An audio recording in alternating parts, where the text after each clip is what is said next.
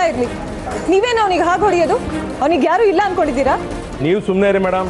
ಇವ್ರಿಗೆಲ್ಲ ಹೀಗೆ ಮಾಡಿದ್ರೇನೆ ಅರ್ಥ ಆಗೋದು. ಒಂದು ತಿಂಗಳಿಂದ ಕೆಲಸ ಕೊಡಿ ಅಂತ ರಿಕ್ವೆಸ್ಟ್ ಮಾಡ್ಕೊಂಡ. ಓದೋ ಹುಡುಗ ಅಂತ ಕೆಲಸ ಕೊಟ್ರೆ ದಿನಕ್ಕೊಂದು ಅವಂತರ ಇವಂದು. ಒಂದಿನ ಗ್ಲಾಸ್ ಬೀಳಿಸ್ತಾನೆ, ಇನ್ನೊಂದು ದಿನ ಕಸ್ಟಮರ್ ಮೇಲೆ ಸಾಂಬಾರ್ ಬೀಳಿಸ್ತಾನೆ. ನಮಗೂ ಸಾಕಾಗೋಗಿದೆ ಮೇಡಮ್. ದಿನ ಇವ್ನು ಹೀಗೆ ಲಾಸ್ ಮಾಡ್ತಾ ಇದ್ರೆ ಬಿಲ್ಲಿನ ನೀವು ರೊಪ್ಪ ಕಟ್ತಾನ? ಎಕ್ಸ್ಕ್ಯೂಸ್ ಮೀ, ಅಪ್ಪ ಅಂತ ಮಾತಾಡ್ಬೇಡಿ. ಪರಿಣಾಮ ನೆಟ್ಟಿಗಿರಲ್ಲ. ಎಷ್ಟು ಲಾಸ್ ಆಗಿದೆ ಅಂತ ಹೇಳಿ ಈಗಲೇ ಕೊಡ್ತೀನಿ. ಹಳೆದೆಲ್ಲ ಸೇರಿ 500 ರೂಪಾಯಿ ಆಗಿದೆ ಸರ್. 1000 ರೂಪಾಯಿ ಇದೆ. ಅವ್ನು ನಿಮಗೆ ಲಾಸ್ ಮಾಡಿರೋದು 500 ರೂಪಾಯಿ. ಕಾಫಿ ಬಿಲ್ ಕಟ್ ಮಾಡಿಕೊಂಡು ಮಿಕ್ಕಿದ್ರೆ ನೀವೇ ಟಿಪ್ಸ್ ಅಂತ ಇಟ್ಕೊಳ್ಳಿ. ಈ ನಾಲ್ಕು ನನ್ನ ಮಗನಿಗೋಸ್ಕರ ನೀವು ಯಾಕೆ ಸರ್ ಫೀಲ್ ಮಾಡ್ತೀರಾ? ಯಾಕಂದ್ರೆ ಇವ್ ನನ್ನ ತಮ್ಮ.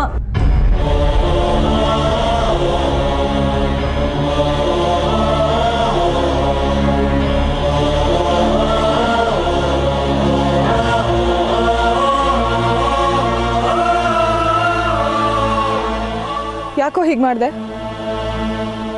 ನಿನ್ನನ್ನೇ ಕೇಳ್ತಿರೋದು. ಕೆಲ್ಸಕ್ಕೆ ಹೋಗೋಂತ ಅನಿವಾರ್ಯತೆ ಏನಿತ್ತು ನಿನಗೆ? ಹೋಗಿ ಹೋಗಿ ಆ ಕೆಲಸನ? ನಾನು ಓದಿರೋ ಓದ್ಗೆ ಇಂಥ ಕೆಲಸನೇ ಸಿಗೋದು. ಅದಕ್ಕಾದ್ರೂ ಯಾಕೆ ಹೋಗ್ಬೇಕಿತ್ತು? ಬೇರೆ ದಾರಿ ಏನಿತ್ತು? ಕಪಾಳಕ್ಕೆ ಬಾರಿಸ್ತೀನಿ ನೋಡು. ಚಾನು ಪ್ಲೀಸ್. ಓಕೆ ನೋಡು ಶ್ರೀ, ನನಗೆ ಕೇಳ್ತಾನೆ ಬೇರೆ ದಾರಿ ಏನಿತ್ತು ಅಂತ. ಇವನಿಗೆ ಕೆಲ್ಸಕ್ಕೆ ಹೋಗಕ್ಕೆ ಇವನಿಗೇನು ಹೆಂಡತಿನ ಮಕ್ಕಳ? ಇವನು ಓದ್ ಚೆನ್ನಾಗಿರ್ಲಿ ಅಂತ ತಾನೇ ನಾನು ಕೆಲ್ಸಕ್ಕೆ ಹೋಗ್ತಿರೋದು.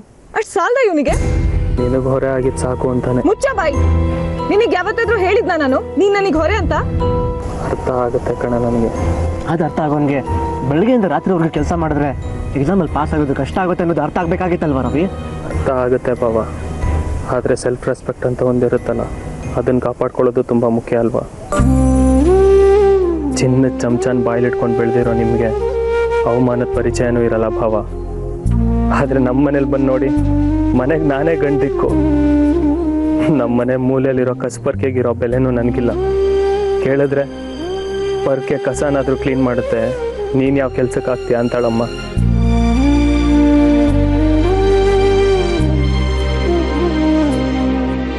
ಇನ್ನು ಅಕ್ಕ ಮದುವೆ ಆಗಿ ಹೋಗಿದ್ದು. ಒಂದು ದಿನಾನೂ ನನ್ನ ಜೊತೆ ಸಂತೋಷವಾಗಿ ಮಾತಾಡಿಲ್ಲ. ನಾನೇ ಮಾತಾಡ್ಸೋಣ ಅಂತ ಹೋದರೆ ಮುಖ ತಿರುಗಿಸ್ಕೋತಾರೆ. ಅವ್ರು ನೋಡ್ದಲ್ಲೇ ತಿರಸ್ಕಾರ ಇದೆ ನನ್ನ ಬಗ್ಗೆ. ಅವ್ರ ದೃಷ್ಟಿಲಿ ನಾನು ಕೆಲ್ಸಕ್ಕೆ ಬಾರ್ದು ಅಯೋಗ್ಯ ಭಾವ. ಅಪ್ಪ ಅಮ್ಮನ ಹತ್ರ ಈ ವಿಷಯ ಮಾತಾಡ್ತೀನಿ ಅಂತ ಹೇಳಿದ್ನಲ್ವಾ ನಾನು? ಮಾತಾಡಿದ್ದಿದ್ರೆ ನಿನ್ನ ಮುಂದೆ ತಲೆ ಆಡಿಸಿರೋರು ನೀನು ಗಂಡನ ಮನೆಗೆ ಹೋದ್ಮೇಲೆ ಅದೇ ರಾಗ ಶುರು ಆಗಿರೋದು. ಇತ್ತೀಚೆಗಂತೂ ಅನ್ನ ಗಂಟ್ಲಲ್ಲಿ ಇಳಿತಿರ್ಲಿಲ್ಲ ಕಣೆ ಅಕ್ಕ. ಹಂಗ್ಸಿ ಮಾತಾಡೋಳಮ್ಮ, ನಿನ್ನನ್ನು ನೀನು ಹುಟ್ಟಿಸ್ಕೊಳಕ್ಕಾಗದೆ ಇರೋದು ನಿಂದು ಒಂದು ಜನ್ಮನ ಅಂತ. ಅವಮಾನ ಆಗಲ್ವೇನೆ?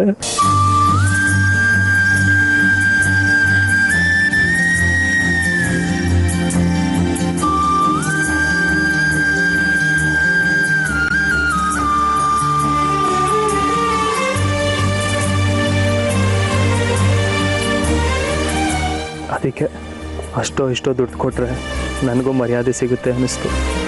ಬೇರೆ ಕೆಲಸಕ್ಕೂ ಟ್ರೈ ಮಾಡಿದೆ. ನನ್ನ ಯೋಗ್ಯತೆಗೆ ಸಿಕ್ಕಿದ್ದು ಈ ಕೆಲಸ. ನೀನು ಕೆಲ್ಸಕ್ಕೆ ಹೋಗ್ತಿರೋ ವಿಷಯ ಅಟ್ಲೀಸ್ಟ್ ಮನೇಲಿ ಹೇಳ್ಬೇಕಲ್ವೇನು?